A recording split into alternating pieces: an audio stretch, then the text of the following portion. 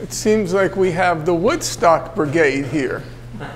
The class is tilting definitely in the seniors' direction. Not that I'm an ageist. I'm just making an observation here. Not sure how to account for that fact. I used to have quite a following among young people. But maybe you are the new youth relative to me. I'm not sure. So, where we left off in the last class, we were looking at what are the premises of Mill's argument for liberty of speech. And he lays out, scattered in the book, not sequentially, he lays out some claims about the value or the virtue of liberty of speech. Where we left off in last class was Mr. Mill's claim that mankind are greater gainers by suffering each other to live as seems good to themselves than by compelling each to live as seems good to the rest, which is simply to say that we all benefit. Now there has been a drastic reduction in the age and the mean, or is it, yeah, the mean, as a result of Albert's miraculous entry into the class. And basically what he was saying is that we all gain as a society when we allow people to pursue what they think seems best for themselves than trying to impose on them what we think is best for them. And I must say, since we have the Woodstock Brigade among us, that was, in my generation, I have to say, one of the virtues of growing up at that time. Because I vividly recall that when we went off to college, parents never asked their kids, what are you going to major in?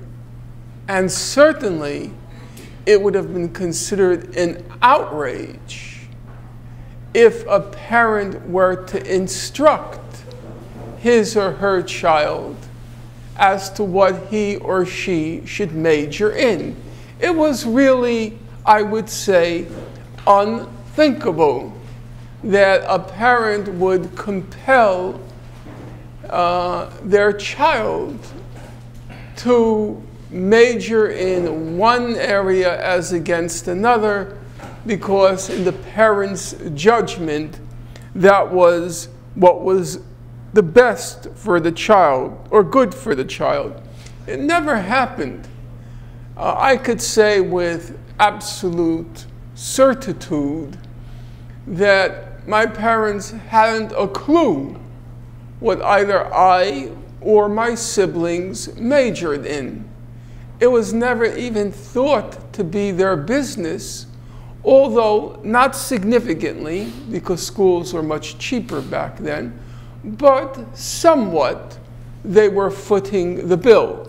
So they had title to ask us, but it never occurred to them because of the basic Mill principle that people had internalized, namely, the child, or in this case, the student, was the best judge of what was in his or her best interest.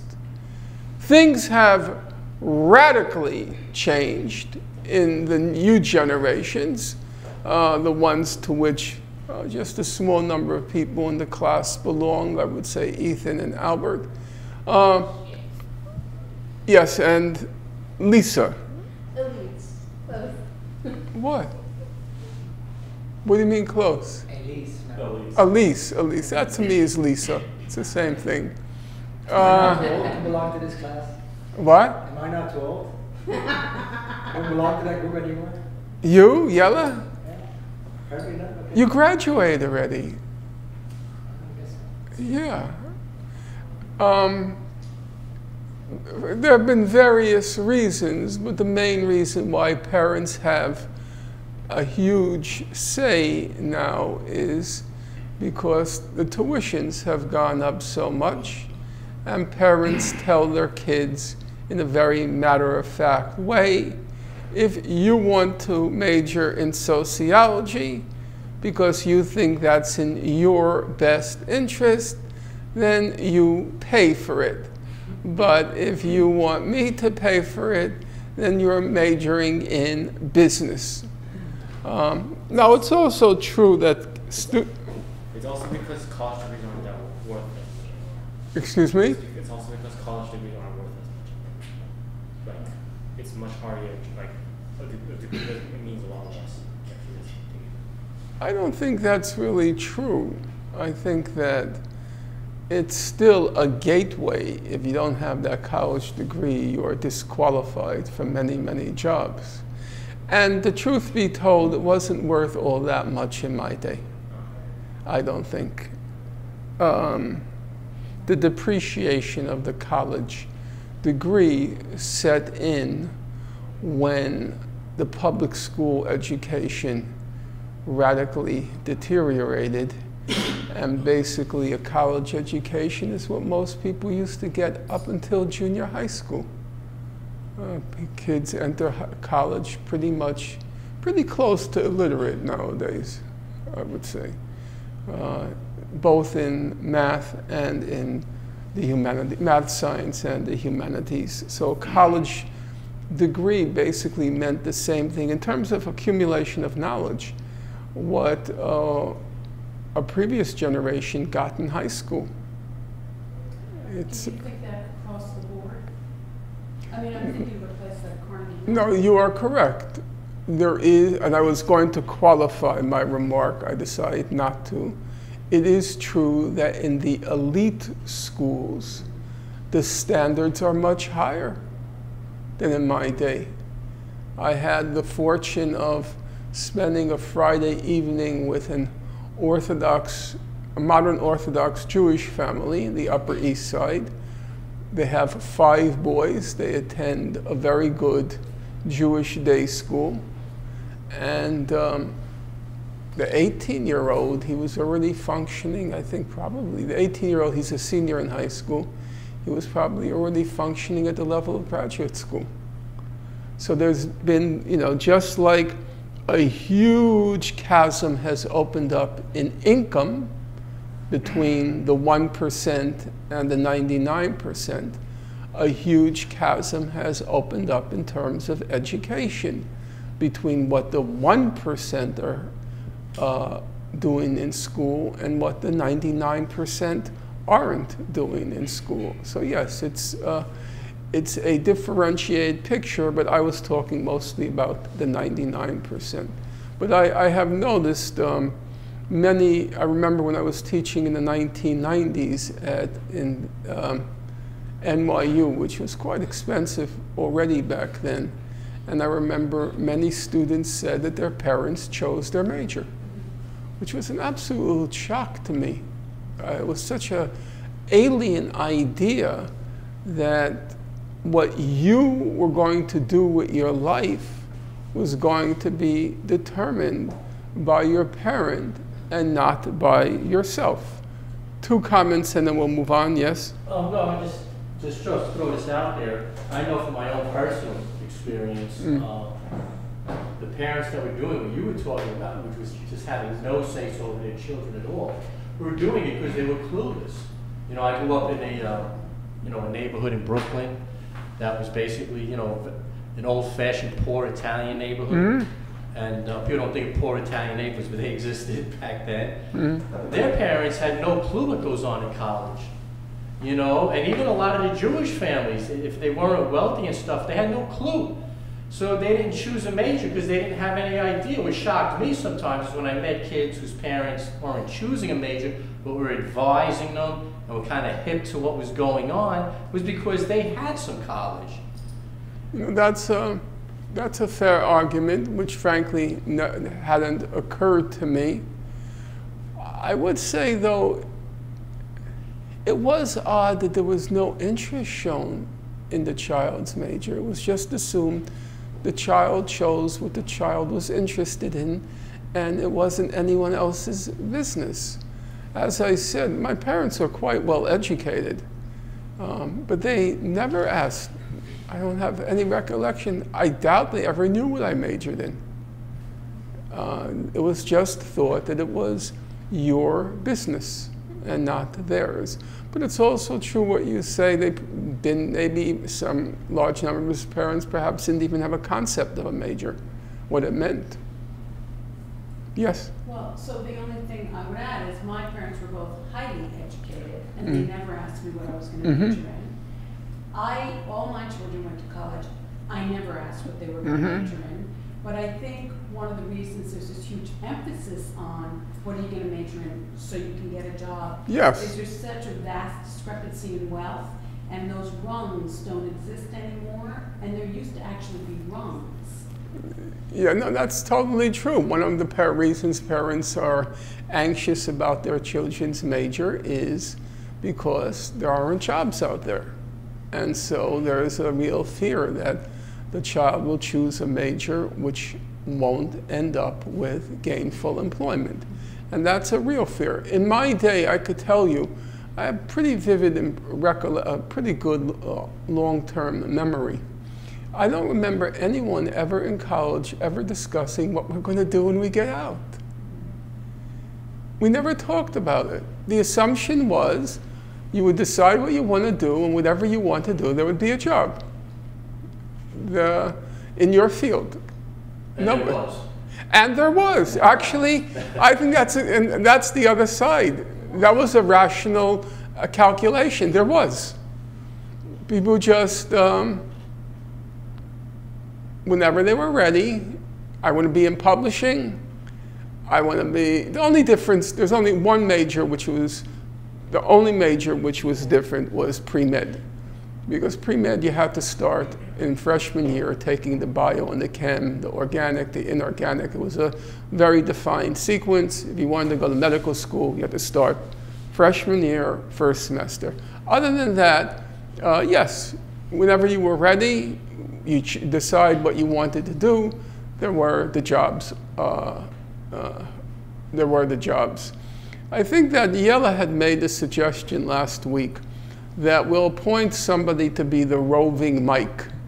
That means he or she will take responsibility for bringing the mic to the person who raises his or her hand. Who would like to be the roving mic for today's class? Everybody will eventually have to do it because I strongly believe that you have to share feces labor, feces work. So you are the roving mic for today's class, and you will get at the end of the class a signature from me. Not a signed book, which is a little bit, I think, steep.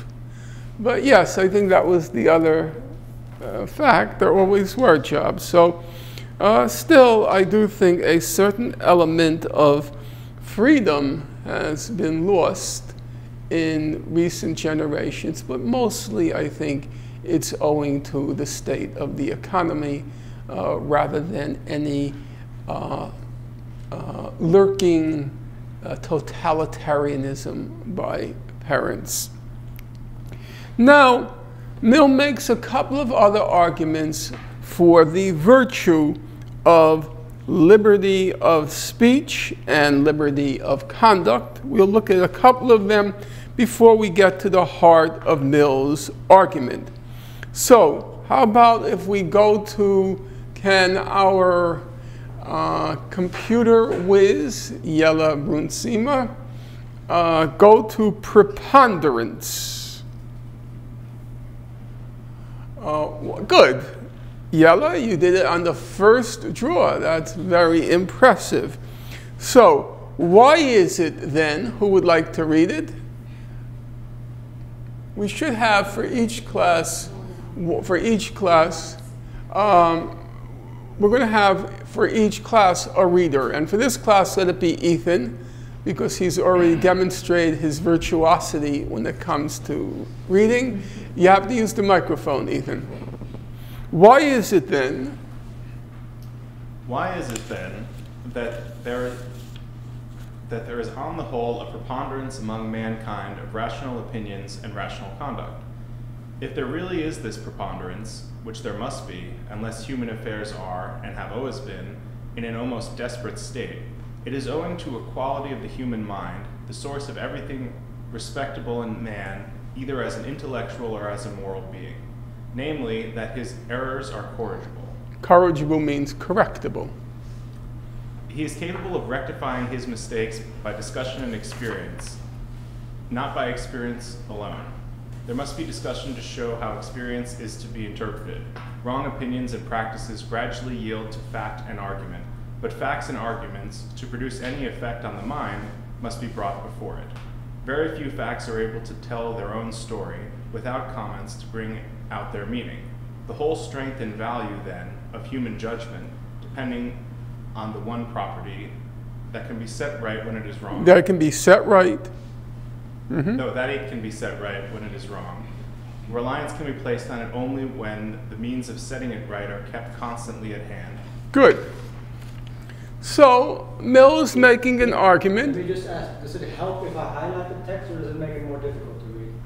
I think it helps. Yeah? I mean, Thank you for that query. I think you're being a little presumptuous in your role. I should have been the one asking that question. Yella slowly but surely is trying to usurp my role in class. I've seen it happen before with these young whippersnappers, but I'm quite capable of putting him in his place when the moment requires it. So, Mill is making an argument here, and the argument goes something like this. The fact of the matter is, most of our behavior, a preponderance of our behavior, not all of it, but a preponderance of our behavior each day, each week, and each year, and over a lifetime of an individual and also of society as a whole, it's overwhelmingly, not overwhelmingly, preponderantly rational behavior. If it were not rational behavior, basically we would be living in chaos. And so he asks himself the question, how did it come to pass that we basically function in a rational way? Not totally, but preponderantly.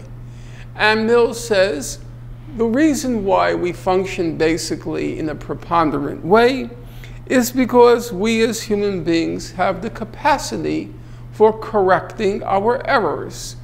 We do something wrong and then, or something irrational, let's not call it wrong for a moment, let's call it irrational. We do something irrational and then through experience, what's sometimes called trial and error, through experience and, Mill critically or crucially says, through discussion of that experience, weighing, okay, we have to evaluate something went wrong. What went wrong? Mill says it's not enough. Experience in and of itself does not lead you to a right conclusion. Experience can lead to multiple conclusions. He says what's required for experience to correct your error, to rectify your error, what's required is that you have discussion and debate to evaluate the experience. What went wrong? What went right? And it's through this discussion and debate that human beings gradually discard or leave behind irrational behavior and conduct themselves in a rational fashion. So now let me reread the passage, and it should be clear to you from what I said exactly what Mill is trying to say here. Why is it then there is on the whole a preponderance among mankind of rational opinions and rational conduct? If there really is this preponderance, which there must be, unless human affairs are and have always been in an almost desperate state. It is owing to a quality of the human mind, the quality that is the source of everything respectable in man, either as an intellectual or as a moral being, namely, that his errors are corrigible, are correctable. He is capable of rectifying his mistakes by discussion and experience, not by experience alone. There must be discussion to show how experience is to be interpreted. Wrong opinions and practices gradually yield to fact and argument. I want you to underline in your minds, because that's the statement I want to home in on, his claim that the way we become more rational and less rational, more moral and less immoral, he says is basically the wrong ideas, the irrational ideas, the wrong practices, the irrational practices, they gradually yield to fact and argument. But facts and arguments, to produce any effect on the mind, must be brought before it. Very few facts are able to tell their own story without comments to bring out their meaning. In order to understand a situation, it's not enough just to state facts. You have to have debate and discussion about the meanings of those facts.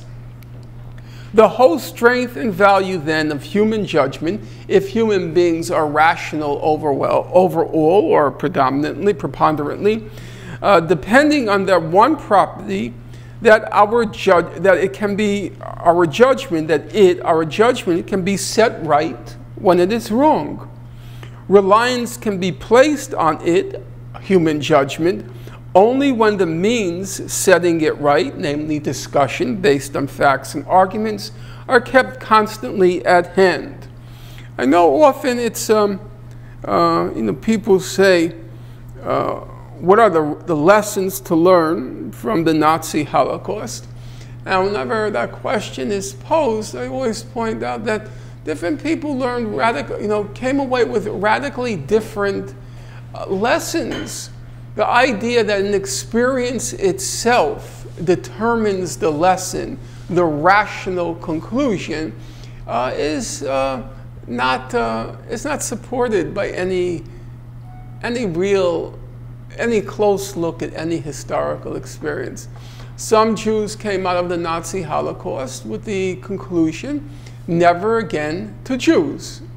That was their conclusion was, nobody cared about us during World War II, and henceforth we're not going to stay up nights worrying about others. We have to look after ourselves.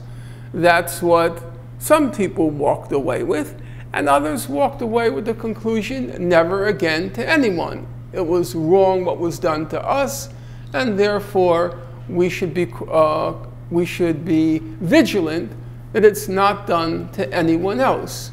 Those are two very radically different conclusions that are drawn from the same experience. So experience in itself, I think Mill is right here, as he's mostly right.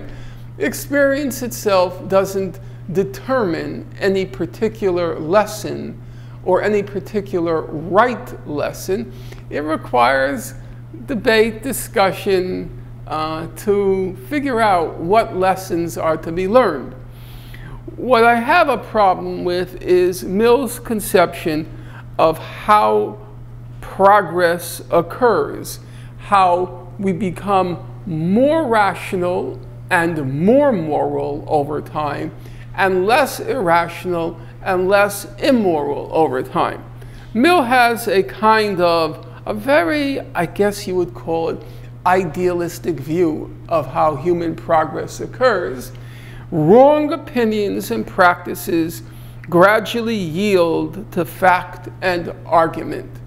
So the question I would pose to you is very simple, because we have people here who have rich life experience. Some of you go back to the emancipation of the slaves. Some of you go back to women getting the right to vote. Some of you go back to the civil rights era. Some of you go back to what was called back then the women's liberation era, and everybody here has passed through the age where gay rights, gay marriage, and those sorts of rational behaviors eventually came to predominate over irrational behaviors, at least in some people's opinion. The Supreme Court may soon decide differently, but for the moment. The question is that how change occurred? Was it that our society was gradually convinced that slavery was wrong and that's how it was ended? Was society gradually convinced that the subjection of women was wrong and that's how it ended? Is that how our society evolved and unfolded on an ever higher level? Is that what happened? To quote Mill, wrong opinions and practices gradually yield to fact and argument. Is that how it happened? How does it happen? You've lived through it. How did, your name is? Over here. No, don't turn your head. Hi. No, here, yeah. Terry. So you lived through several eras of the transformation of women in our society. And my guess is that you were a participant and not just a bystander in that process. I could be wrong, it's just an intuition, but that would be my guess. Is that how women's rights were acquired? Wrong opinions and practices gradually yielded to fact and argument? Is that what happened? I would agree with part of that. Yeah. I'm a little skeptical because, let me give you my point of view and then you'll answer me. It's not as if the women's emancipation movement came up with novel new arguments or facts. Those arguments have been around for centuries, if not millennia. Same thing with the wrongness of slavery. The arguments had been around since the time of Spartacus. But only at a certain moment did the situation radically change. Was it because of fact and argument prevailing over wrong opinions? You experienced it. How did women make gains in the 1960s? Was it at heart an intellectual undertaking? Or was it more about political power, ripe conditions, and I'm not sure. I'm trying to think. I'm trying to think of the civil rights movement where people suddenly had this epiphany that discrimination against black people was wrong. I'm not even convinced that arguments had much to do with it. I think it had a lot more to do with a kind of intuition that inequality was wrong. I don't think it was about facts and argument. It's wrong to deny a person the right to sit at a Woolworth's counter and order a hamburger because he or she is black. I don't know how much that had to do with facts and arguments. What do you think? Well, in my generation, a lot of what I felt was taught to me at home by my parents, and I would hear them talk over the table of what was right and wrong, and they were immigrant people, and they infused us, myself and my siblings, with the idea that in America you really had to fight for yourself, and you had to be assertive, and you had to go ahead and really make a statement to promote yourself. And I grew up in that kind of an atmosphere, and in my generation, I mean, it was really a lot easier than what our 3 sons are going through right now, who are grown young men and working, fortunately. But it was such a different time. And but how much do you feel? How much do you feel? You know, I could be wrong. I have very mixed memories and mixed opinions on this. How much do you think that? How much of social progress has been due to facts and argument trumping wrong opinions? Mill lays it out like it's a rational discussion. Oh, you believe in slavery. I don't believe in slavery. Here are my reasons for not believing in slavery. And then the person who believes in slavery says, well, you know what? I'm convinced. Your arguments and facts are stronger than my own. You believe that women shouldn't have the right to vote. I think women should have the right to vote. Here are my arguments. You lay out your arguments and your facts.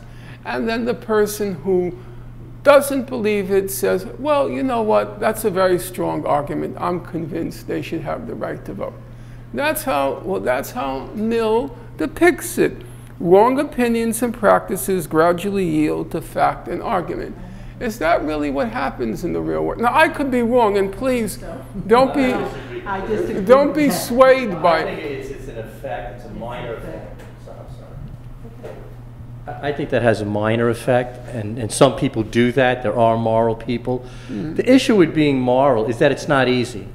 I mean, I've always had an opinion that every human being in the world at some point in their life decided they were going to be a really great person.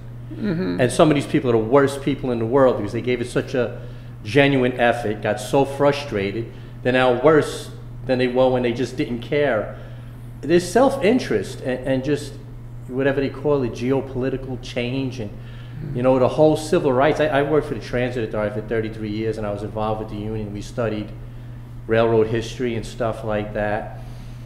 A lot of the civil rights was in the unions. One of the big breakthroughs goes back to when they had coal, and they used to shovel coal from one car into the locomotive with these really long handles. Yeah, I remember. And these people that did it were comparable to NFL players and NBA players. You had to be a brute, not just a big tough guy, but special.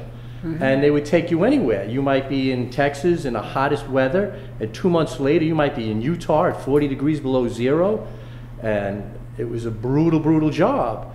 And then and it was all black. And then they invented this machine that fed it. And now they had a little compartment. So the white guys wanted to take the whole thing over. And they were taking it over, and the union was supporting it, and management was supporting it. And the blacks said, you know, every single time you guys go on strike, every single time you guys have a problem, and we scab, and you always have something to say, but here's your chance to do something. You want our porters to go on strike with you? You want us to, you know, stand, and don't forget, they were going to get the firemen on their side. These were like Lawrence Taylors. They were going to stand on the line with the white guys. It doesn't matter if there's 50 other black guys there. If you got one Lawrence Taylor, black guy in your side, he's going to help a lot. And that was a huge change. The union said, no, you know what? We're going to let them keep their jobs. Well, I want to just... But that was all self-interest. Yeah, I want to just summarize what you just did. The argument, your name is? Joseph. Joseph's argument is straightforward. He's saying that self-interest can account much more for social change than rational argument and facts and argument. Is that true? Yella, you had your hand up? No, that was about something else. Yes? Wait, what? My name is Bob. And Bob? Bob. B-O-B. B-O-B. Okay. I think it's environmental, social environmental. When you are growing up in a family, you usually come out the doors of those families with the opinions that the parents and brothers and sisters, they generally have. It's when you see a map, it can be of the United States, you can find out which are the conservative states and districts, and it's a polyglot map. It's always environmental. It is, you're overwhelmed by the opinions around you. Sometimes they dominate you, sometimes they don't, but it's coming from the outside and convincing you that, not usually by argument. I don't remember that ever happening very much, but I think it's a mixed picture. His point, you know, it's an interesting point. He says you can know a person's opinions simply by looking at where they are on the map. You have red states and you have blue states, and has very little to do with arguments. It just has to do where you happen to be situated. That's going to tell you a lot more about a person's opinions than his or her facts and argument. Yes. On the other hand, just to play, because I'm actually very torn on this particular topic, it makes education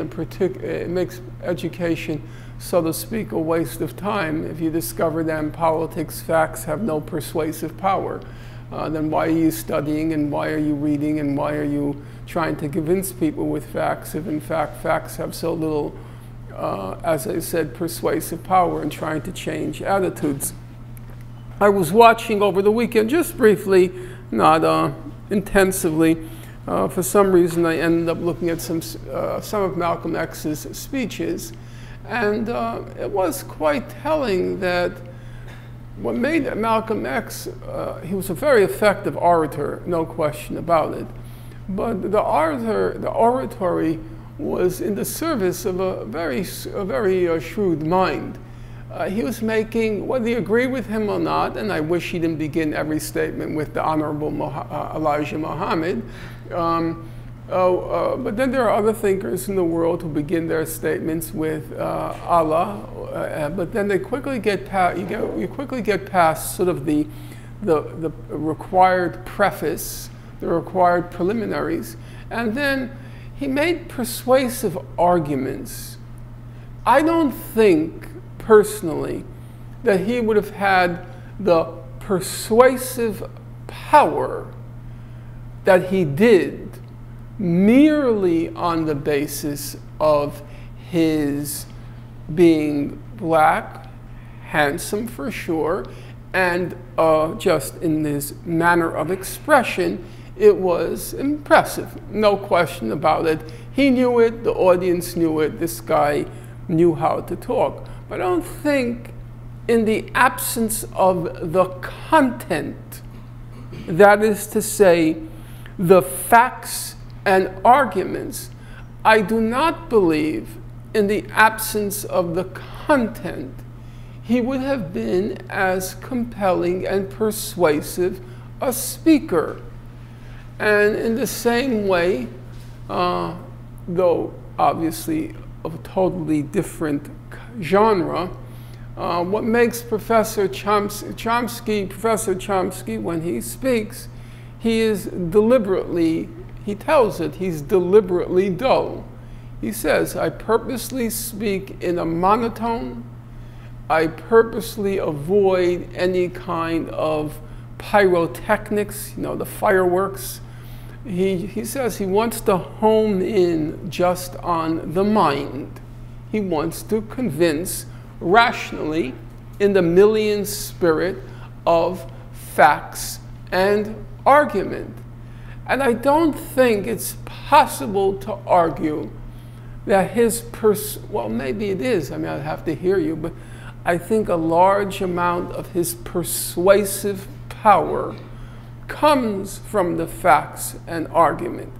There is a reverse argument, which I'm willing to entertain, which is people walk in wanting to agree with him, and what makes him so persuasive is that he supplies the facts and the arguments which people want to hear but don't know for themselves.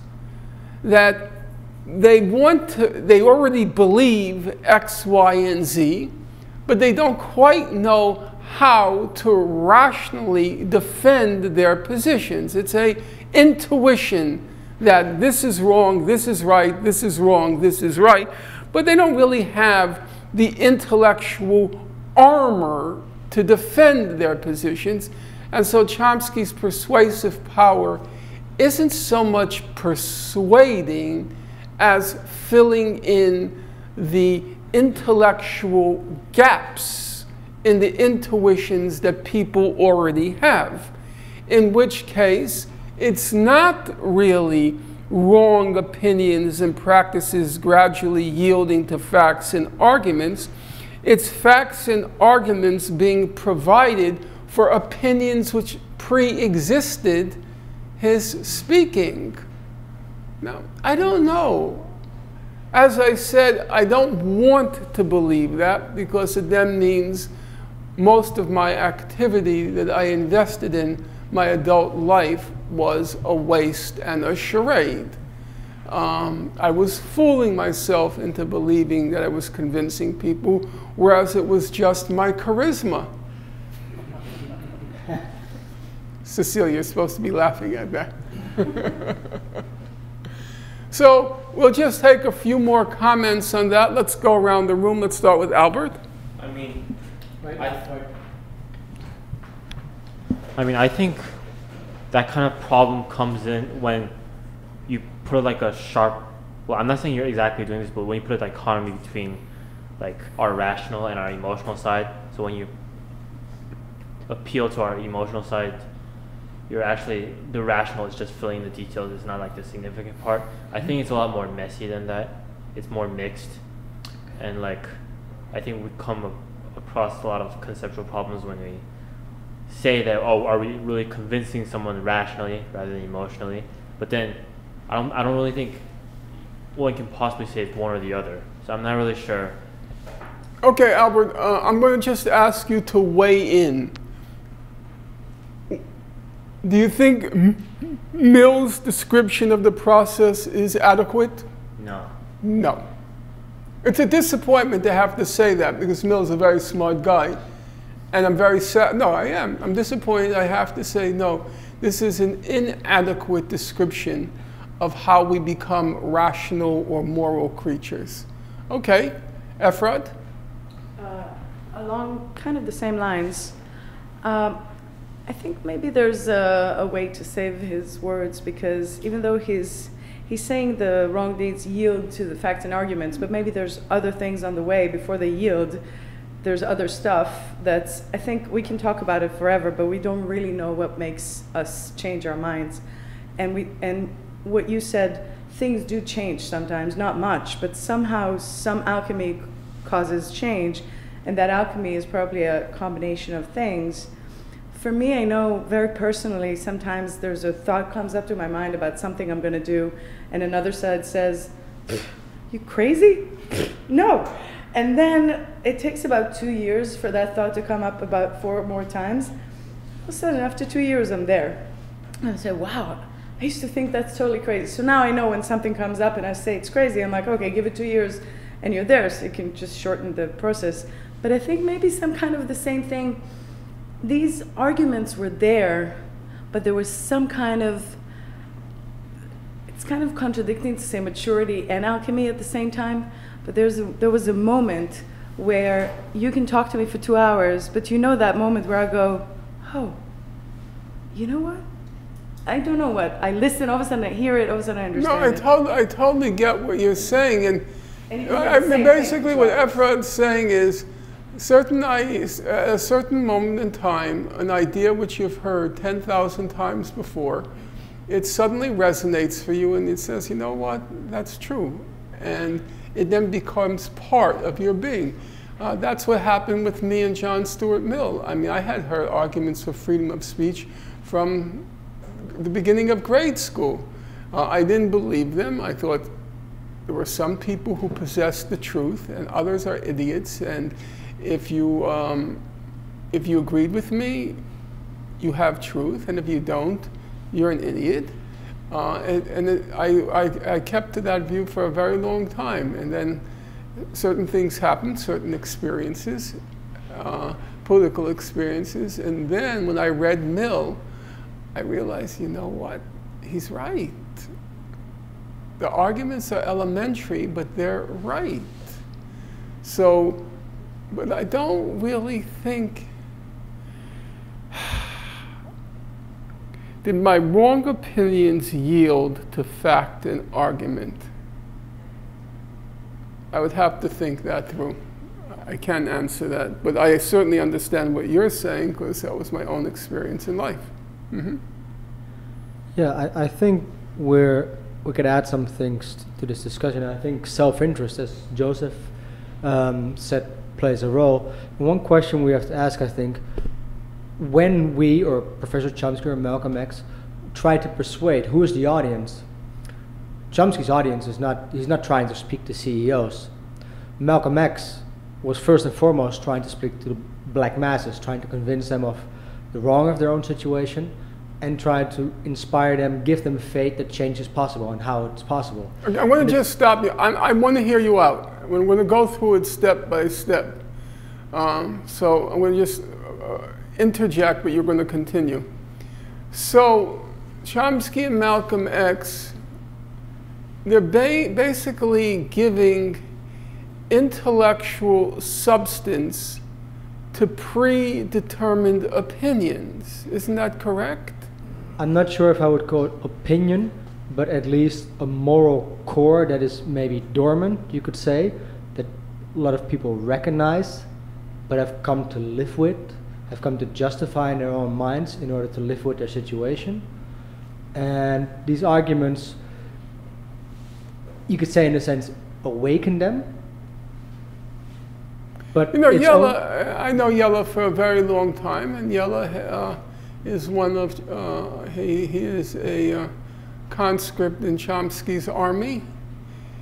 You have to sort of be, you have to be truthful and honest with yourself. Did Chomsky change your opinions? My recollection is you considered yourself a radical long before you read Chomsky. What he did was he gave you arguments in support of your opinions. So it was not a process of wrong opinions and practices gradually yielding to fact and argument. That's just not what happened in your case. No, I agree.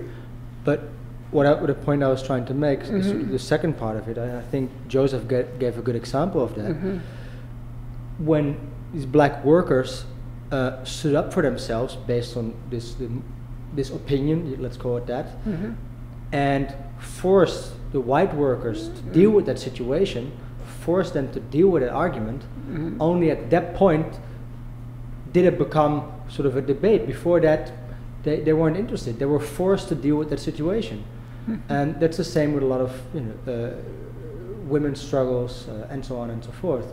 But when and then you come back to the self-interest when it's against, when you make the cost so high that it's against the self-interest of the oppressor or the person with a certain amount of power to stick with the status quo. That's when change can happen. But last point attached to that, I think such things only happen when the demand does have a certain basis in, I don't know how you would call it, a certain moral core. There has to be a certain truth and rationality behind that argument that most humans somewhere deep down see that this is wrong.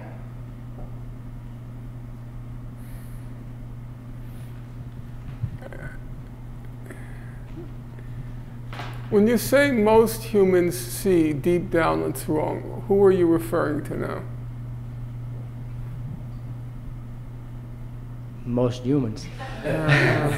But Did it's a very hard argument to most make. men see that it was wrong that women were denied equality of rights in our society? Is that how women got their rights?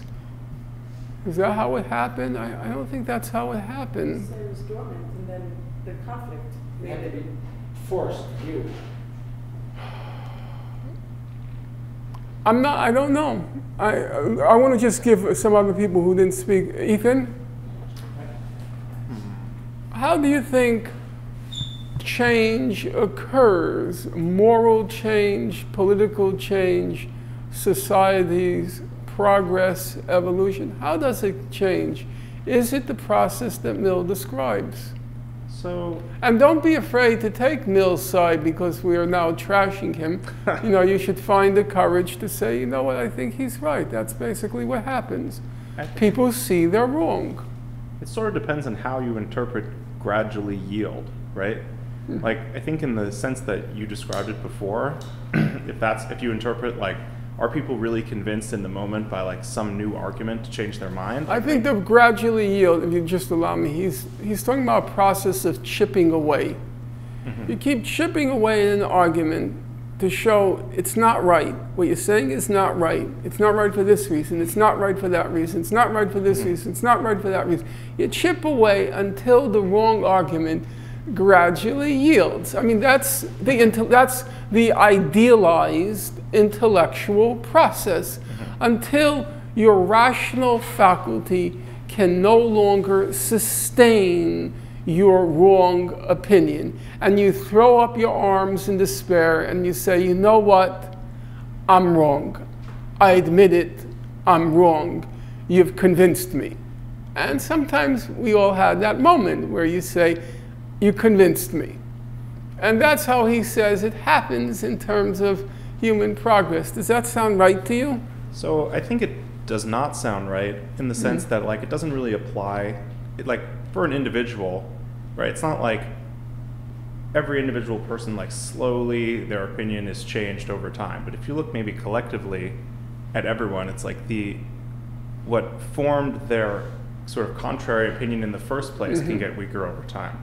Right, so and then eventually you get to a point where, right, like you're close enough to the new opinion being the majority that like, and there's some conflict, like you can force people who are like just over to one edge to move to the other side, right?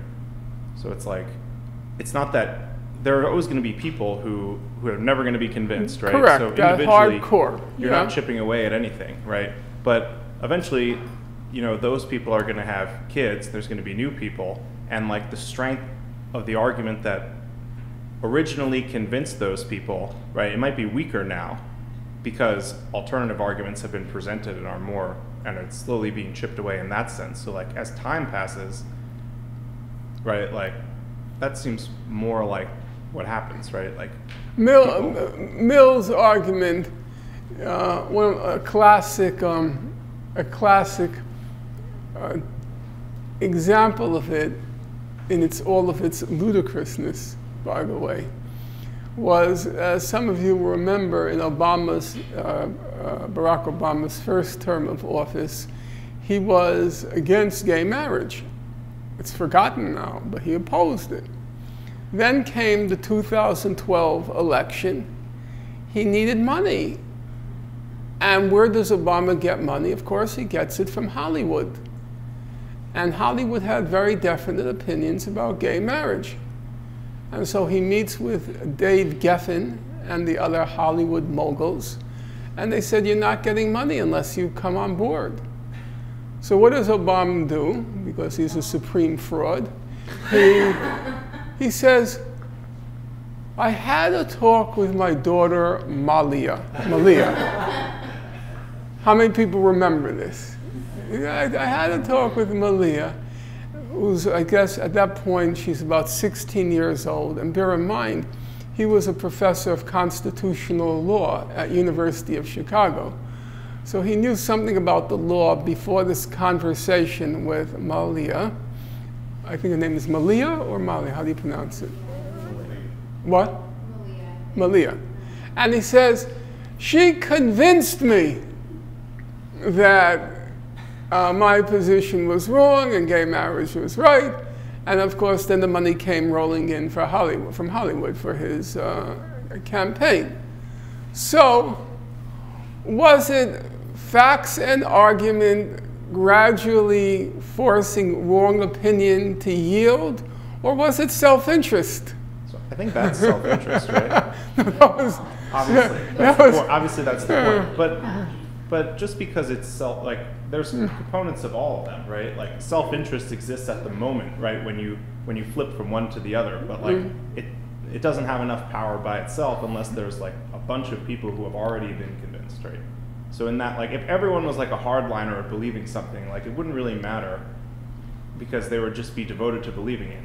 But if there are people who don't really believe it, but just believe it publicly or right, then like it's easier for them, like self-interest like substitutes and like will push people who are like close to being able to move to the other side right? Yeah, I understand, everyone understands what Ethan is saying. Basically, Ethan is saying that facts and argument can carry the day if you're on the line. You haven't decided one way or the other. You could go this way or that way. In those situations, facts can carry the day. But when you already have a position, facts and argument aren't going to be very persuasive. So it's just when you are undecided that facts and argument have an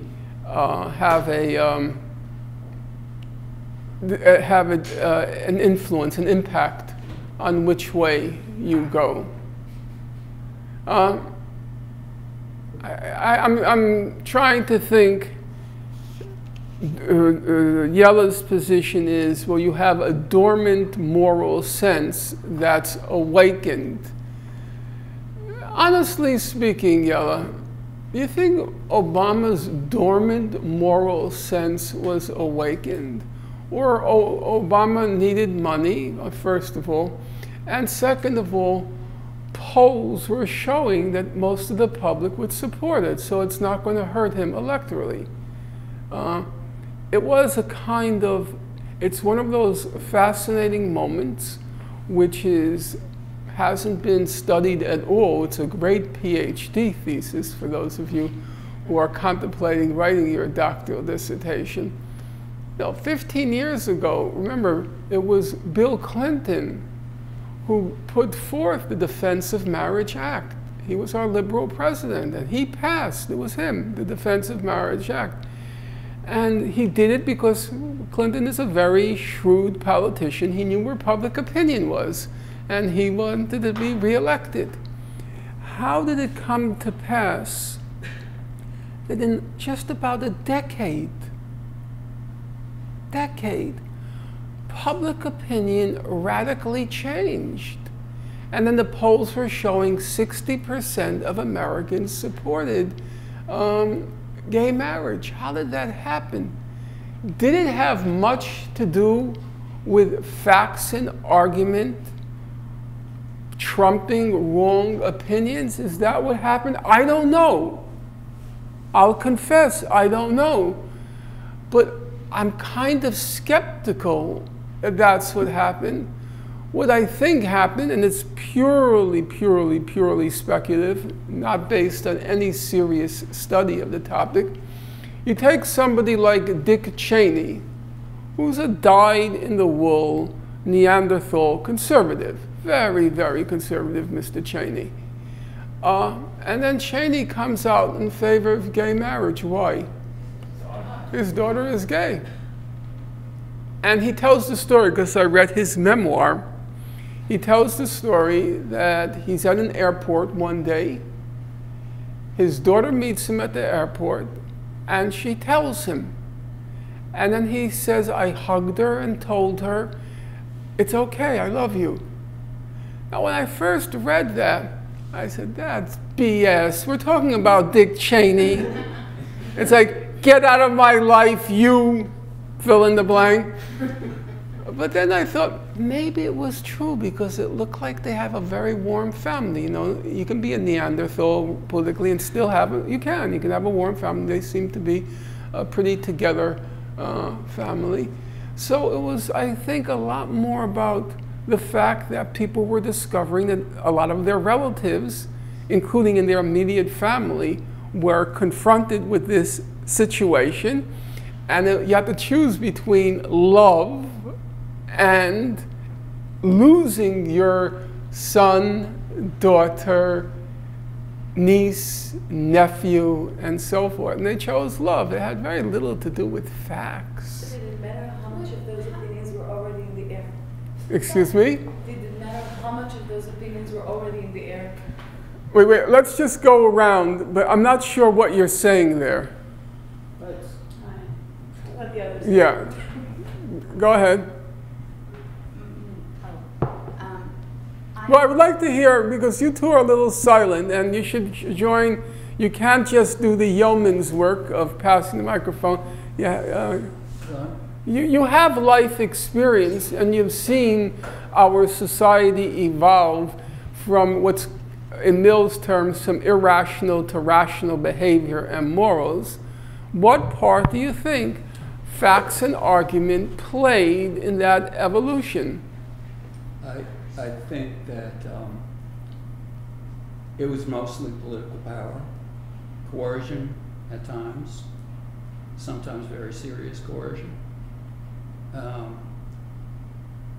And really this whole idea of facts is something that I think needs to be focused on a lot more carefully. What is exactly is a fact, and how is it determined? Okay. Well, let's just be clear. One fact be interpreted differently from one group to another. We have to be fair to Mill's text. He is clear on that. He says, very few facts are able to tell their own story without comments to bring out their meaning. So it's not just the fact, it's a whole argument built around the fact that he finds can convince. So yes, the argument built around it. Mm-hmm. I would suggest that there are some people who would argue differently as to the particular fact, and this is what leads into some of the most serious crises. Okay, so including wars. Remind me of your name? David. Okay, so David says you have one set of facts, two people argue the facts in different ways, draw different conclusions from it, and in and of itself, the fact and the argument is not going to determine your decision where to stand. And I think there is a case to be made that where you stand is not based on the fact and argument, because as David says, you can construct different arguments with the same facts. It's not the facts and arguments, it's your predisposition or the coercive power of the other side's facts and arguments that you have to accept. Which includes money power also. Which includes money power. What do you say? Yeah, I mean, I was just going to bring up like the Civil War. It just seems like a great example of this whole thing. You know, they had their own facts themselves. Like the South in general would have like these people claiming that what they were doing was justified, but you still had to go to war over it. So, I mean, you know, the North would try to can argue all day and present ration, but when it comes down to it, especially something as systematic as slavery was, that physical coercion was necessary to bring about change, and no amount of argument was going to get around that fact. Well, I would go further than you, actually, in the point that you made, because there's an erroneous assumption by people often on the left that their opponents on the right, I use these categories. Was that an alien coming down?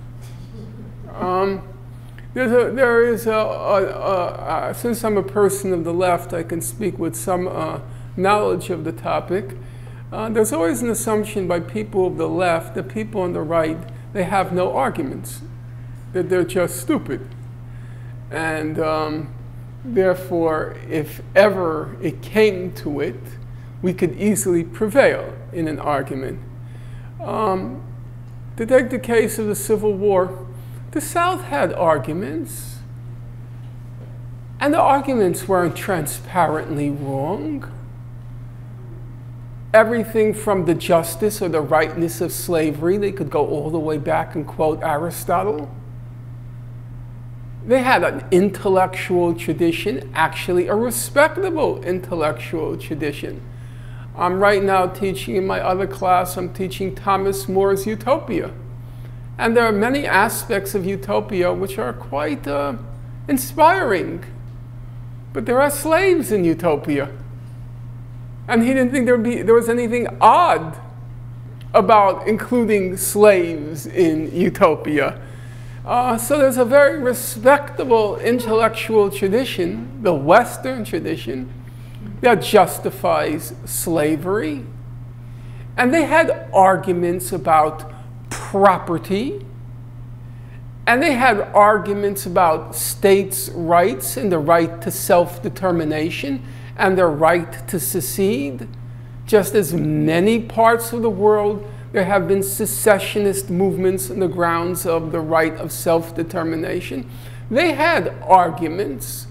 So it's not as if in the Civil War, one side had a monopoly of arguments and the other was ignorant but recalcitrant, ignorant but stubborn. No, that's not what happened. Both sides had arguments, and it was decided by force. It wasn't decided by, it was not decided by the strength of the argument.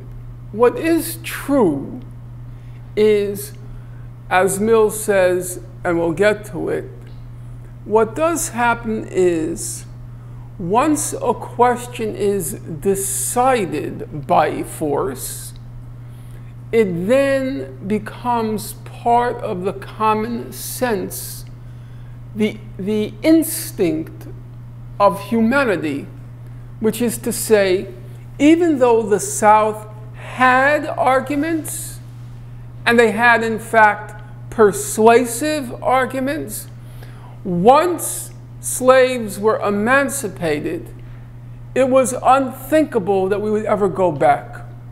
The arguments were over. Nobody makes those arguments anymore. So there is something to be said that for the fact that certain arguments become part of a society's common sense and they're no longer subject to dispute. There are large numbers of arguments why women shouldn't have the right to vote. The main argument, as I recall it, was, well, men are representing the interests of the women. We only need one person to represent both of their interests. And it was very persuasive at the time. It was. It took real political force to undo or chip away at that argument.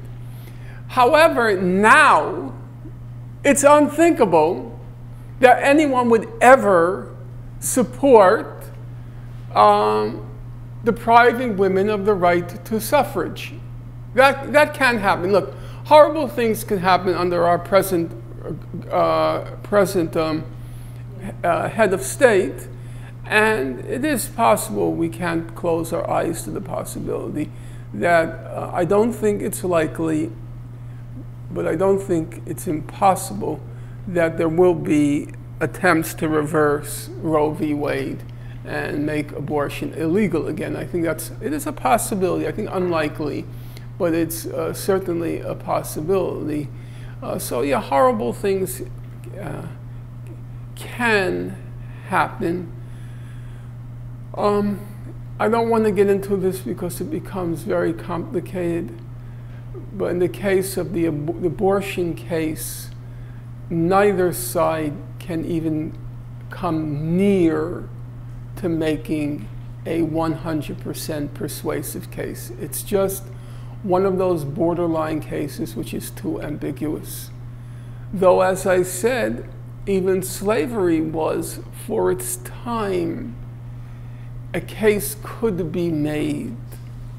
In the case of abortion, I do think it's intellectually much more problematic. It's impossible to argue. A good friend of mine whose political judgment I respect a lot, he said, the only way the abortion issue will ever be resolved is it's through technique or technology. There'll be a pill and it'll just be eliminated because intellectually, morally, you can't solve it. It's a dead end, and anyone who pretends, I think, otherwise is kidding him or herself. The arguments are just too complex, though I have to say it for the 10,000th time. The arguments for slavery were also very compelling. The arguments against a woman's right to suffrage, also very compelling. It's one of the naive and, I think, elitist assumptions of what's called the left, that they think they have a monopoly on all the good arguments and everybody on the other side is some sort of a hillbilly or deplorable. It's not true. It's not true. Yes? Well, a lot to digest here. We've been discussing fact and argument as separate entities in the respect of coercion. You know, we're talking about persuading someone to come from one side to another, and fact and argument are not mutually exclusive. I feel like the last time we were here, we spent a lot of time discussing fact and truth as being the ultimate persuasive tool. I'm sorry, you want? No, just Can you hear me better now? Closer, I think, sorry.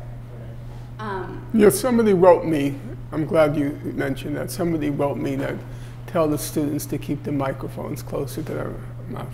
Yeah. We were discussing fact as the ultimate tool in coercion or persuasion when it comes to defining one's argument and creating a society based around these sets of arguments that are based on fact, when in actuality, argument in and of itself can stand alone. We can have a series of persuasive reasonings, whether or not they're based on fact, that can be enough to drive a societal force to, you know, define how how a group of people are. The question there is whether you would call that argument. Yes, I mean, I absolutely would call an unfactually based argument. It's still argument. And it's well, still persuasive and coercive. You know, there's a point there. I do think, however, and maybe it's a personal thing. I think there is a difference between, I like to believe there's a difference between demagogy and a rational argument. Demagogy, I would not personally, when you appeal to if you're appealing solely and simply to a person's emotions and passions, sort of the classical Hitler type speaker, I couldn't grace that with the title of an argument. It's demagogy. It's trying to get people's emotions fired up to the point of a kind of psychosis. I agree. I can't call that an argument. Now, you could say, well, wasn't Martin Luther King doing the same thing? He was appealing to one's emotions, and there wasn't much there in the way of a rational, coherent argument. Let freedom ring. I don't know how to answer that. I think it's a tough question, and I think Malcolm X is an interesting case because he combines both. He definitely brings out a lot of passion, but he's also just, you listen to the arguments and you say, you know what, yeah, that makes sense. That makes sense what he's saying. So it's a combination, I think, in his case. But I personally, obviously you can disagree, and a lot of people do disagree, but I couldn't call something that's constructed, from pure excitation, pure excitation of the emotions and passions. I couldn't call that an argument. That to me is not an argument. I actually fully agree with you. Mm-hmm. And in this highlighted passage, we're talking about a person who is capable of rectifying his mistakes by discussion and experience. Now, at what point does factual, provable evidence become discussion and experience? And at what point is discussion and experience dismissed as not factual or not evidential, not something that can be supported? We had also discussed the last time we were here the parent-child relationship, and the childish representative, the one who was dependent on a societal upbringing, so to speak, is beholden to the opinions, whether or not they're supported by fact. I only maintain that the factual discussion. There's an interesting argument there, because is it just a myth when we say after 18 people become adults and they're capable of reason, and therefore they're capable of making reasoned decisions, and that's why we leave them to their own devices? Is that just a myth that they're actually acting after 18 on the basis of reason? Or maybe adults are just as childish as children and are as unsusceptible to reasoned argument as children. Cecilia, what do you say? In your experience, wrong opinions and practices gradually yield to fact and argument? No, I will start it out by prefacing Yuri. When you say morality, I tend to think of morality as being subjective. I think we as humans, we possess that universal code. You could call it that Good Samaritan effect, whereby we see ourselves in other people. Joseph, you mentioned, the black coal workers, the white coal workers. They realize that their destinies are entwined, that they share a common destiny. So it's morally, if you could call it morally, because it's subjective, because they were looking at it from self-interest, but they realize that there is something bigger and greater and working towards that. And anything, usually when you think about that universal code, it kind of pushes you to compromise. You cannot get anything done without compromising. I don't know, but I'm not convinced that's what happens. You can't go it alone. No man is an island. I'm not convinced that's what happens in the real world. A universal code sets in and convinces you to compromise. I look at too many situations that I've studied, and it doesn't convince me that that's how people change. I study the Israel-Palestine conflict. Yeah, one day Israelis may leave the occupied territories, but it's not going to be because of arguments. It's because they're going to decide it's no longer in their self-interest, time to pack up and leave. But the idea that they're going to be convinced by my arguments, it's not really believable, I think. One last person, because you two spoke already, so go ahead. Unless you, go ahead. I was only going to say that after an argument's been framed and articulated, perhaps in a way that we wouldn't all be able to articulate it, I think things happen incrementally. You used slavery as an example, or emancipation, or women's suffrage. And I think what happens in the system is that you have one-off examples that we can kind of live with. I can kind of live with that, and then you see it somewhere else and it's a little bit more familiar, but I don't want that in my neighborhood. And that there's this sort of groundswell where an idea seeps in, is resisted, because that's a natural reaction to it. Then maybe on one-offs here or there, don't ask, don't tell. Well, at least he acknowledged, I mean, they're gay people, but we're not really going to talk about it. And then I think that once it's seeped in enough and there have been enough one-offs that you can rationalize or accept or live with, that group will acquire a voice and resistance sets in. And once it's reached a level of a resistance, well, this is just my view of the thing, then you have two things working simultaneously: incremental acceptance and very strenuous resistance. Yeah, does everyone understand? I understand completely what you're saying.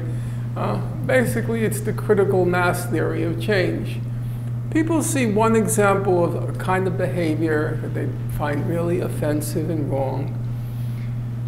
But they say, all right, they really want to do that, let them. Then you see a second example, a third example, and gradually there's a chipping away at your hardened position. And then at some point it reaches a critical mass.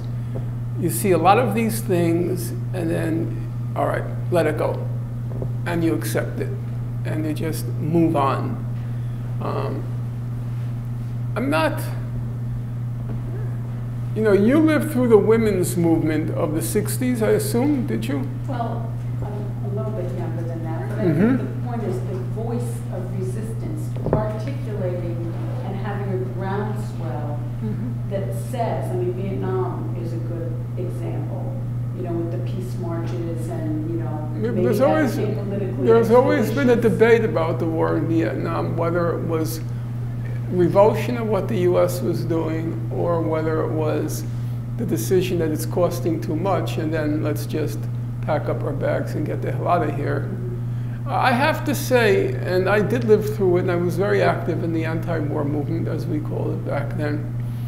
I have to say, with a certain amount of certitude, facts and argument had very little to do with why people came out against the war. Well, the draft had a lot to do. They said the draft had a lot, and you know, there are elements that had a lot, but I didn't feel. I had one experience which is way too long. It would cause us to digress way too much. But during the war in Vietnam, there were several major actors. There was, of course, the United States.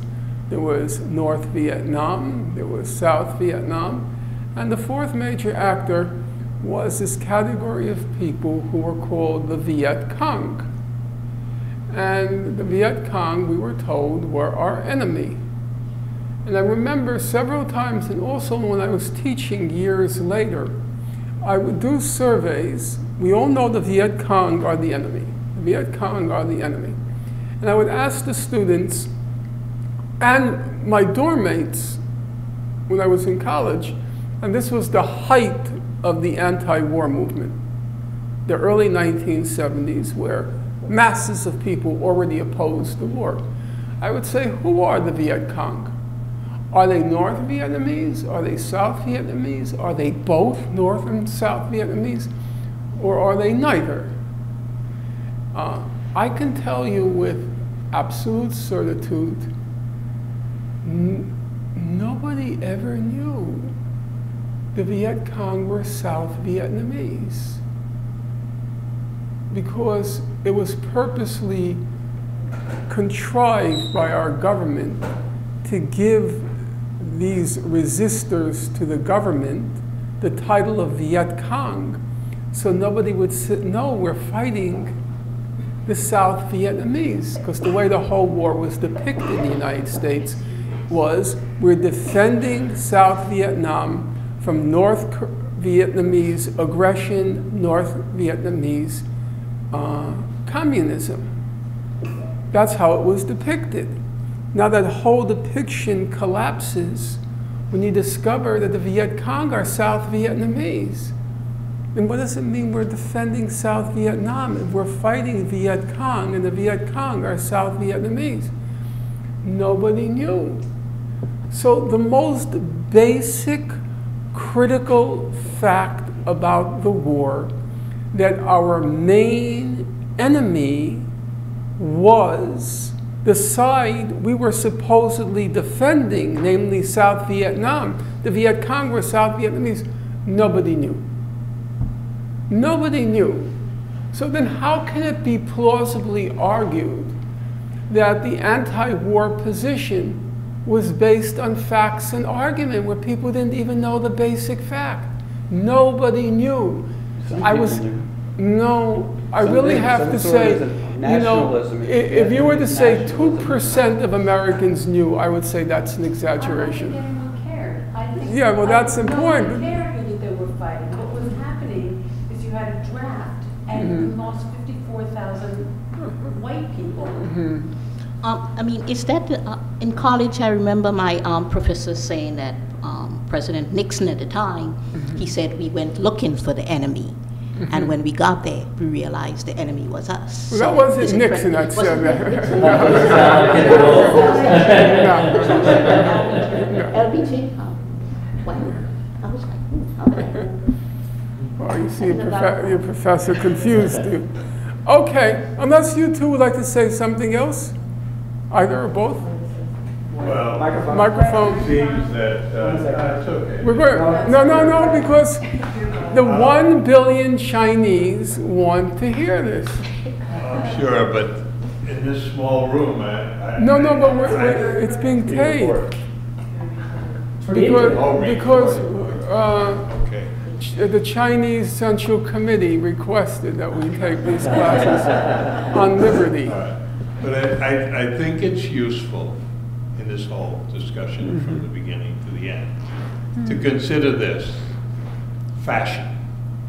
The way fashions sweep a country, all kinds of people, border to border, but something like fashions, which are, there's no buildup of a critical mass, it seeps in and people just do it.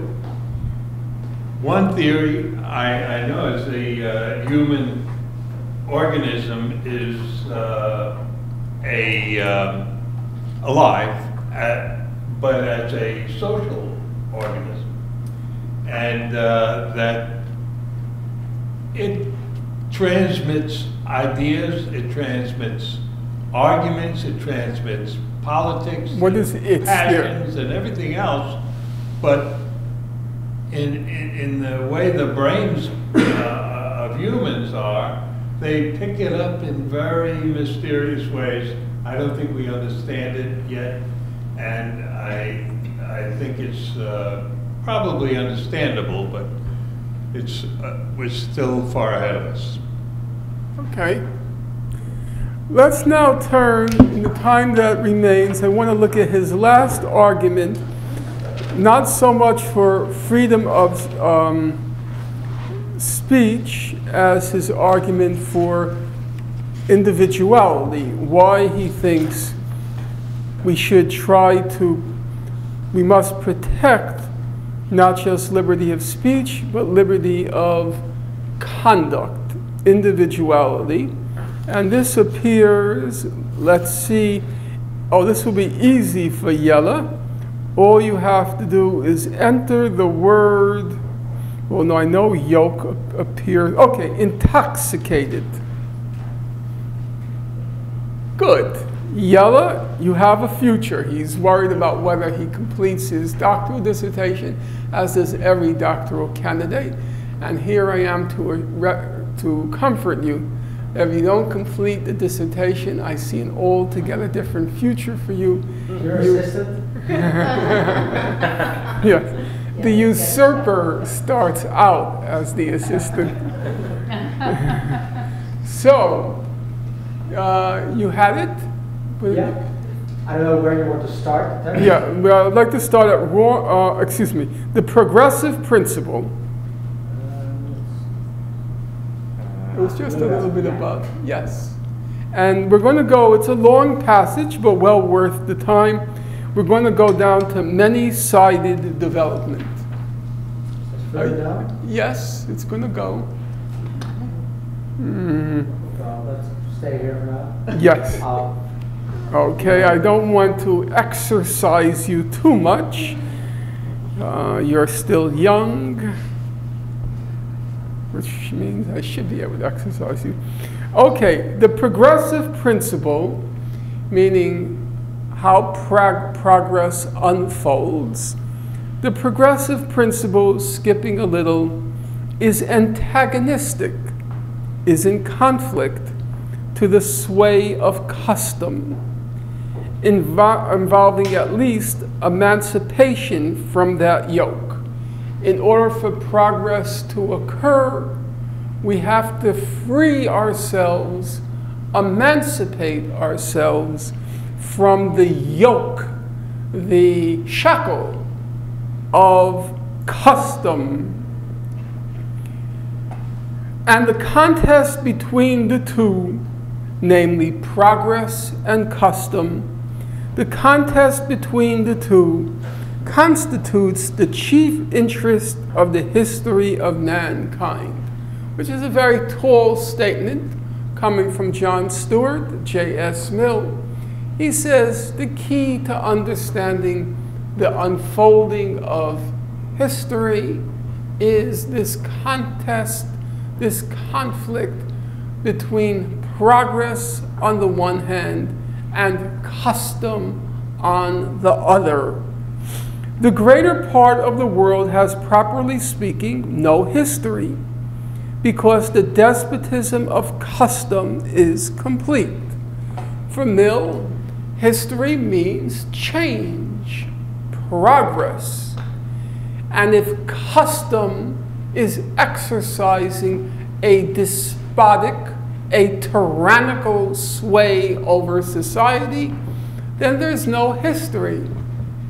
A society can physically endure for millennia, but if there's no change, it doesn't have, properly speaking, says Mill, a history, because for Mill, history means change. It has to be some sort of demonstrable, palpable evolution or change for something to constitute history.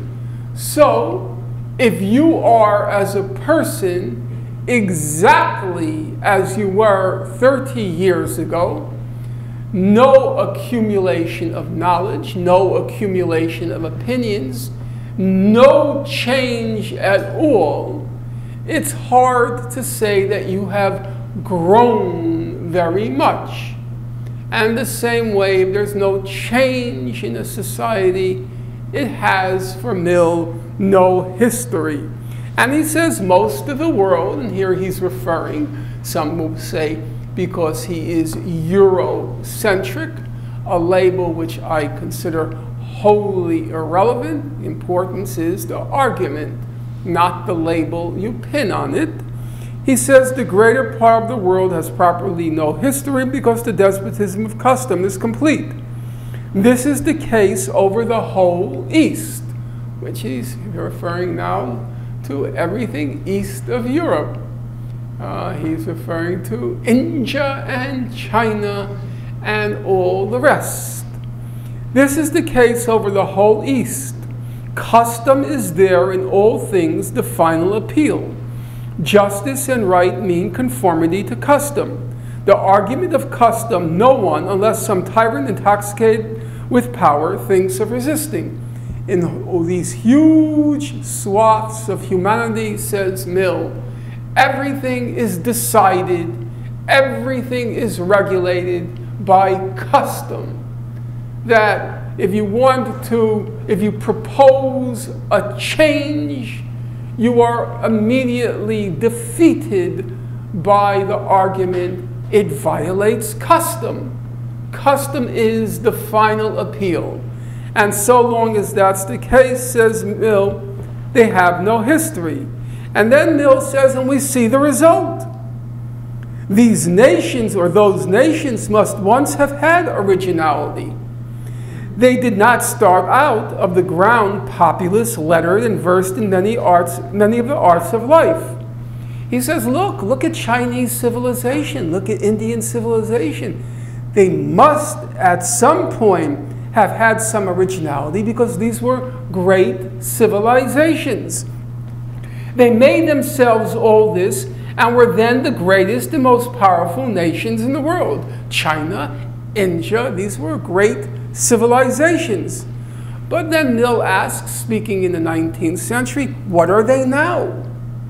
The subjects or dependents of tribes whose forefathers wandered in the forests when theirs had magnificent palaces and gorgeous temples, but over whom custom exercised only a divided rule with liberty and progress.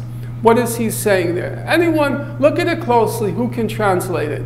Not easy, but it's not impossible or impenetrable either. What are they now? They're the subjects or dependents of tribes whose forefathers wandered in the forests when theirs had magnificent palaces and gorgeous temples, but over whom custom exercised only a divided rule with liberty and progress. Who wants to figure out what's he saying there? I don't know if but what he's saying, I mean, he's just being very negative, but obviously I got to respect the argument, not just, he's saying that it's because of custom that they fell. I don't agree with that statement, but that's what he is saying. But who is he referring to? Well, I guess he's talking about the Chinese and the Indian. No, but who is he saying? What are they now? The subjects or dependents of tribes whose forefathers wandered in the forest when theirs had magnificent palaces and gorgeous temples, but over whom custom exercised only a divided rule with liberty and progress. What's he saying there? Okay, because of reasons of time, I'll explain it. He's saying Europe, when there were these magnificent civilizations in China and India, Europe, he says, it consisted just of tribes wandering in the forests. At the time of these magnificent civilizations, Europe was so backward, so barbarian. And he said, now Europe has turned these formerly magnificent civilizations into subjects and dependents. So he's not making a racist argument here. He's acknowledging that they produced great civilizations, but now they are the subjects or dependents of people who were barbarians when they were thriving in their civilizations. He says the reason Europe was able to advance, the reason it was able to advance is because custom exercised only a divided rule. Custom did not decide everything in Europe. A people, it appears, may be progressive for a certain length of time, like the Chinese and the Indians, and then stop dead in its tracks. When does it stop? And here comes Mill's argument. Why do civilizations cease to develop? And Mill has a very simple, and we have to decide for ourselves how compelling, a simple answer. When do civilizations stop developing? When they cease to possess individuality. When they cease to possess individuality. And then he says, skipping a little, we have a warning example in China. Do you see it? Let's go down. Enter warning. W-A-R-N-I-N-G. Warning. Okay. We have a warning example in China, a nation of much talent, and in some respects, even wisdom, owing to the rare good fortune of having been provided, here meaning China, having been provided at an early period with a particularly good set of customs, the work in some measure of men to whom even the most enlightened Europeans must accord under certain limitations the title of sages and philosophers. He's talking about people like Confucius. They, meaning the Chinese, are remarkable too in the excellence of their apparatus for impressing as far as possible the best wisdom they possess upon every mind in the community, and securing that those who have appropriated most of it shall occupy the posts of honor and power. Basically, he's saying the Chinese had a very impressive set of customs, they had a very effective educational system, and they had an effective method of making sure that the most talented people in their society ended up in the most responsible posts and positions. They had a very efficient system of plucking out talent and then making sure that the responsible positions in society are occupied by those with talent and ability. Surely the people who did this have discovered the secret of human progressiveness and must have kept themselves steadily at the head of the movement of the world. On the contrary... Now, your attention please. Central Library will be closing in 15 minutes. If you have any reference materials to return, please do so at this time. If you would like to check out any materials, please join the checkout line now. I repeat, Central Library will be closing in 15 minutes. On the contrary, he says, they have become stationary. China has come to a standstill and have remained so for thousands of years. And if they are ever to be farther improved, it must be by foreigners. Now skip to hitherto. Next paragraph. Got it? What is it that hitherto? Good. What is it that has hitherto preserved Europe from this lot? What has prevented Europe from stopping to develop? Why does it continue to evolve? Why is it not stationary? And his answer is their remarkable diversity of character and culture. Individuals, classes, nations have been extremely unlike one another. They have struck out a great variety of paths, each leading to something valuable. Europe, skipping a little, Europe is, skip down to in plurality. Europe is, in my judgment, wholly indebted to this plurality of paths for its progress and many-sided development. So, Mill's making a very sweeping judgment. Keep in mind, Mill, and I'm not saying this in praise of John Stuart Mill, it's simply a fact to the extent that facts speak for themselves. Mill had a colossal mind and a capacious grasp of history, philosophy, all departments of human intellect. And here he takes this mass of wisdom and he condenses and compresses it in one succinct and simple proposition. It's very succinct and simple. He says, what accounts for human progress?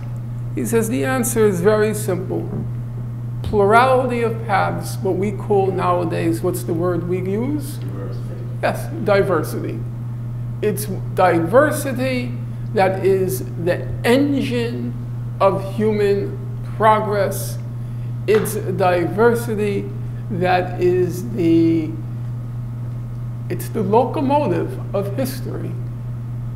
Diversity. Now, it's kind of breathtaking, you have to say, because you have to ask yourself, can it really be that simple?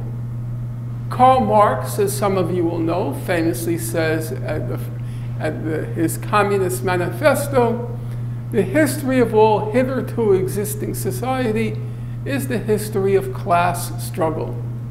He says the engine, the locomotive of history is the struggle between classes. Mill has a totally different opinion. What's the engine of history? What enables history? Mill says it's diversity. Very simple answer. But then you ask yourself the question, which we're going to be discussing at some length beginning next week, beginning in a few weeks, because next week we begin with freedom of speech. You ask yourself the question, what makes New York, our city, such a dynamic city? Why is it a magnet from people all around the world? What is it about New York that draws to it as no other city, I think, on earth does? People from every corner of the planet. And what is to account for its energy, its power? Is it too simple to say its innovativeness, its allure, its attractiveness, its appeal? Is it too simple to say that it is its diversity? Is it too simple to say that? Or to put it differently, is there really on earth a dynamic city that lacks diversity? If you've been to London, London is like New York. It's just as diverse as if you walk the streets of New York. And it's very hard, I think.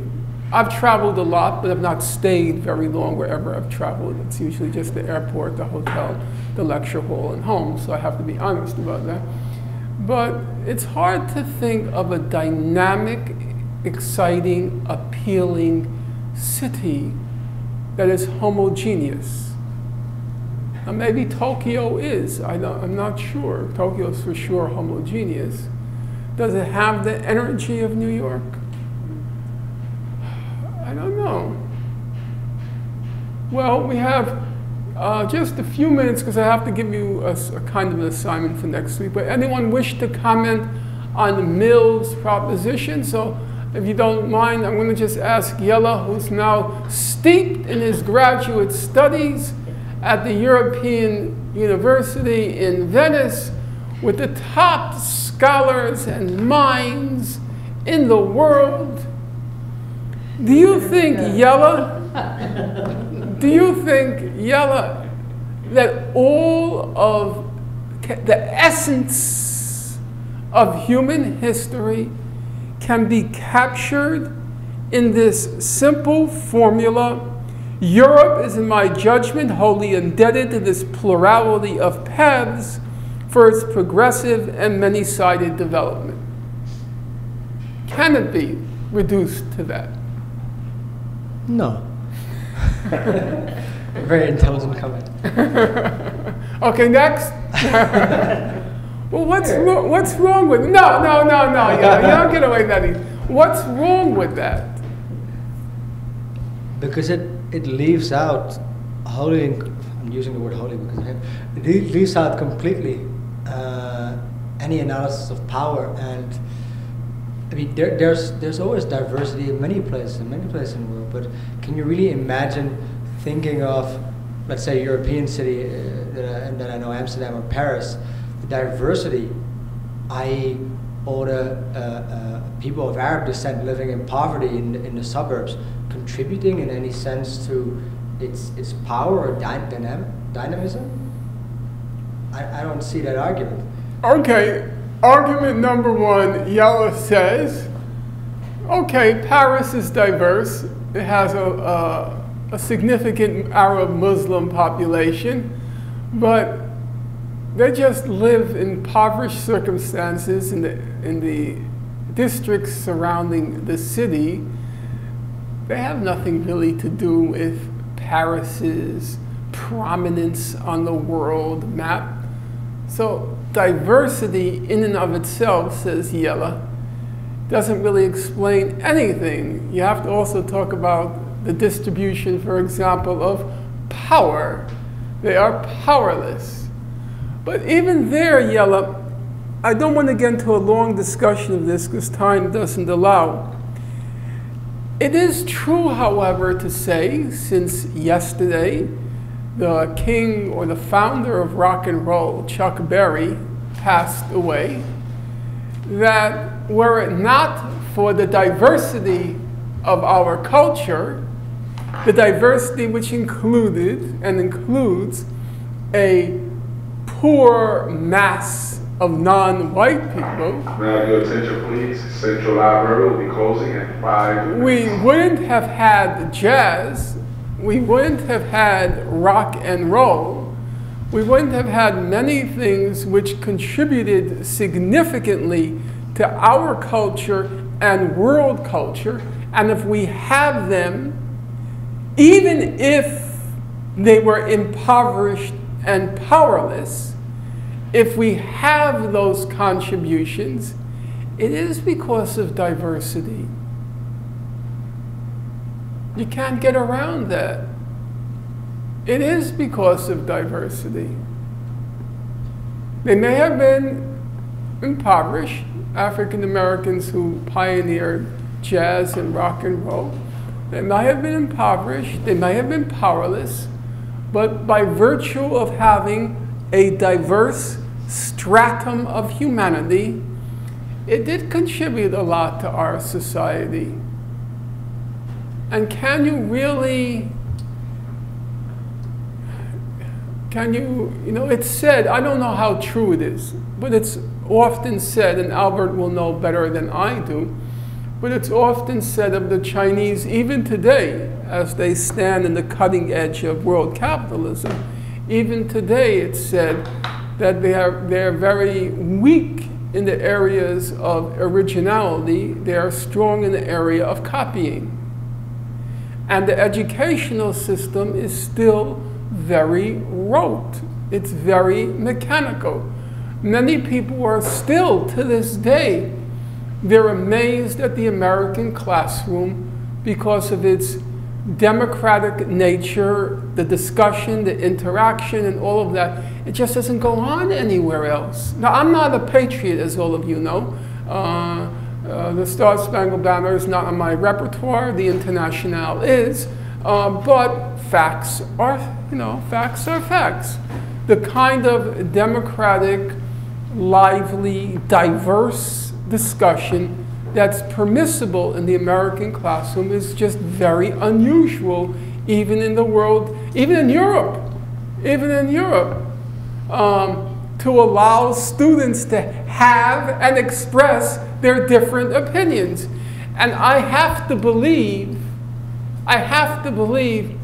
that contributes something to our scientific technological edge. Am I wrong? Oh, you're right. I agree with that. You're right. Amen. Okay, You're saying something, which is not the same as mill, which say it's the main engine of. I mean, poverty creates great culture as well. It's not an argument for poverty. It's not an argument for poverty. It's a fact If Vincent van Gogh had not been psychologically tormented, he wouldn't have produced his art. Does that mean we would wish torment on him? No, but it is a fact that the torment produced it.